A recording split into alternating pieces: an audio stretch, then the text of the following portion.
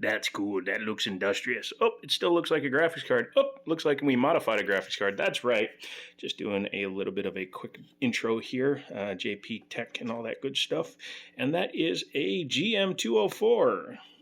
Do you guys know what that is? Yes, that's right. That is a Maxwell-based GTX 980 graphics card. You can also tell if you look at the shroud that says GTX 980. However, this is a reference board. Reference, not founders, reference. What that means is this is the board that NVIDIA designed. It is a basic design. It works well. It's reference style, which means it blows out the back. Blower style, excuse me. Reference refers to the fact that NVIDIA created it. And it's not a Founders Edition. Founders Edition cards are built and designed by NVIDIA, or they were designed by NVIDIA and set to a specific build pattern, just like a reference card. However, a Founders card was sold for the entire life of the 10 series cards, and I believe the 20 series and the 30 series cards.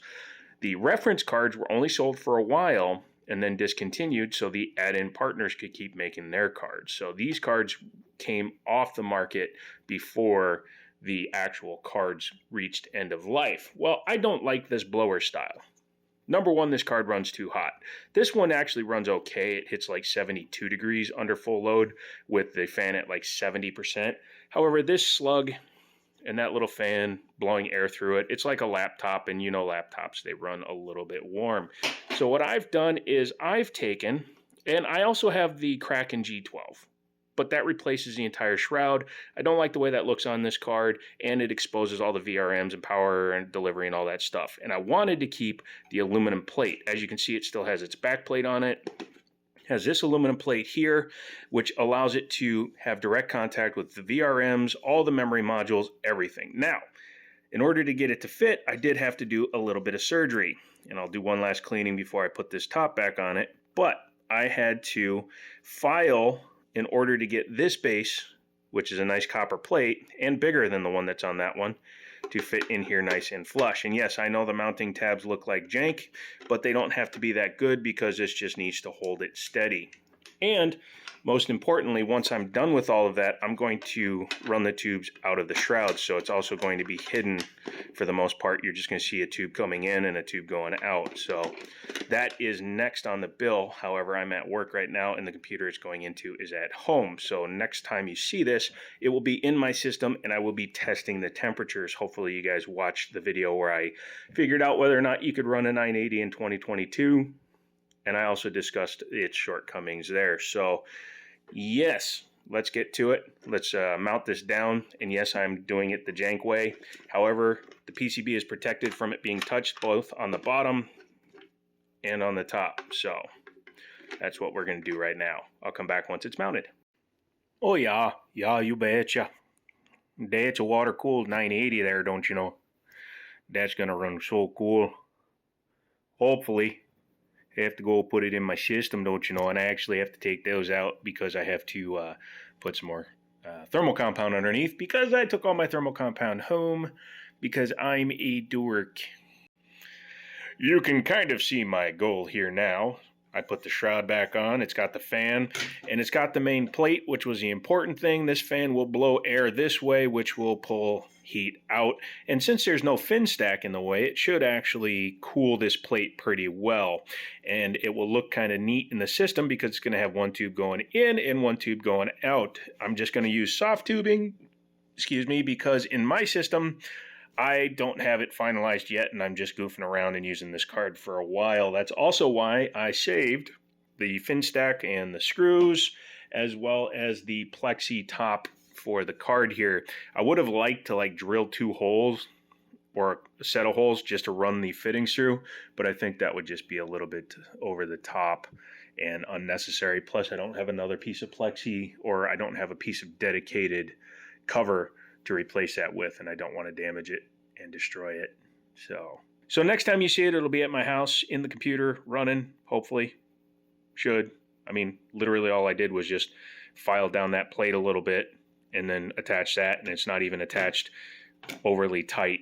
Never over tighten something like that, especially with an exposed die like this has. You could crack it. So yeah, hopefully next time you see this bad boy will be up and running in my system. Otherwise, I just ruined a $5,000 graphics card, 2022 pricing. $150, 2019 pricing. It's been about an hour, pardon me, and I'm at home, and I have the graphics card installed in my computer, but we have a problem. Let me turn you around and show you. Yay, there we go. Focus in. That is the EK Supremacy block that comes in the A240 system, or the AL240, which is an aluminum setup, and the top that's on that copper base, because I swapped the base out with my Velocity block, is a very cheap material. So cheap, in fact, that by threading that fitting in, it caused it to leak. And no matter what I do, it's stripped now. So we've gone the automotive route. I've done this on other things. Yeah, that's right. I just used RTV to make a gasket underneath the O-ring against the threads of the block, which means that this block, when it's done being used, which will be soon, this block is toast. So I'll just be taking the base off and putting it back on my Velocity. And yeah, but it's what's necessary in order to do this. This run is fine. Yes, it's longer than it needs to be. I don't care about that, because this card will eventually come out and go back to stock configuration. I'm just doing it for testing purposes, so I don't care about that line being a little long, because when that comes out, this has to go back up to there, so the length is right. Then I need to he doesn't know how to speak English even when he's speaking English. But when I'm done doing that, then this will go up there once that's dry. Pretty simple run. So that's just going to go doot, doot, and it'll be done. Once I finish waiting for the RTV to dry, which should be about another hour before I'm comfortable, then we'll see if it's leaking anymore. If it's not, we'll continue. If it is, then that block is shot, which stops my entire process, which sucks, but it's not the end of the world. I rhymed.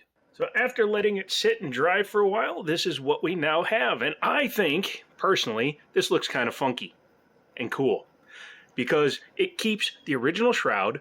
There's no unreturnable to stockage modification. Sorry, those words are a little bit off.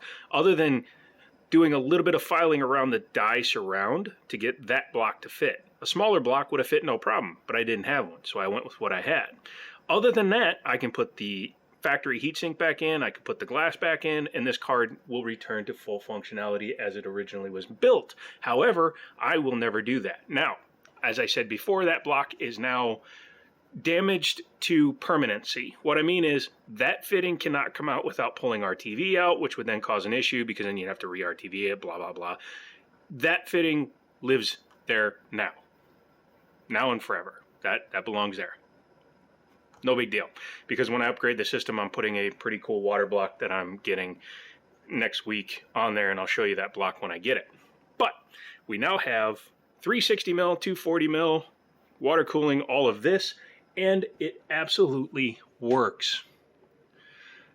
This is run for the entire Heaven benchmark, 36 degrees. Look at that temperature.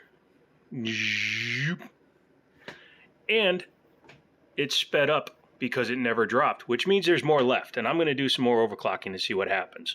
And yes, I still have a fan curve set, because this is blowing air across the aluminum base plate to pull air where the thermal pads are still touching the VRMs, the memory, all that stuff. So it's still getting cold air going across and blowing air, and then it's still cooling that down too.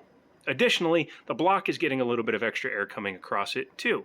So in general, this is why hybrids work so well. Those original hybrids, which these are kind of modeled after. I just didn't want to run an all-in-one cooler out the back and attach it up there, because all I have is a 240 and a 360 mil. Plus, I think this looks cooler. Yes, that looks awesome. Anyway, it's another one done and dusted. And again, I think it looks kind of cool. Looks kind of fun.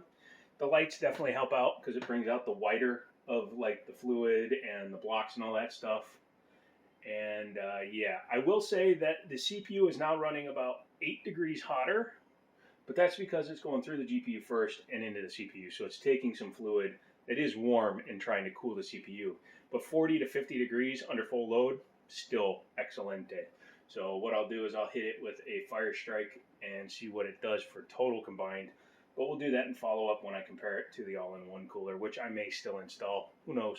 Come back for that information. If you like what you've been seeing, don't forget to get subscribed, use my Amazon affiliate links, become a member, all that good stuff, including like the behind the scenes for this video, which was put up on the membership side, so you can see me talking about it. And yeah, we'll just keep going from there. So come back next time. This is Joe. This is JP Tech, and as always, I'll talk to you later.